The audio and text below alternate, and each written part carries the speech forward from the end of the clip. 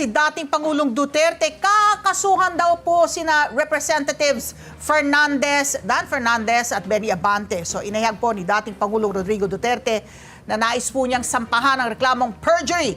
Ito pong dalawang kongresista na sina Santa Rosa City, Laguna Representative Dan Fernandez at Manila 6th District Representative Bienvenido Abante Jr. Ito ay matapos pong ibulgar sa pagdinig ng Senate Blue Ribbon Subcommittee ni Police Colonel Hector Grijaldo. Binalita po kanina na pinilit po siya na magsinungaling nina Fernandez at Abante na aminin na may reward system sa war on drugs ng nakaraang administrasyon. Ayon kay Duterte, bilang dating prosecutor, nahaharap sa kasong perjury ang dalawang kongresista. Hindi na niya kailangan ng ang affidavit ni Grijaldo dahil ang testimonya nito sa Senado ay sapat na kung saan sumumpa yung dalawa kung saan under oath po, nanumpa bago mag-testimonya.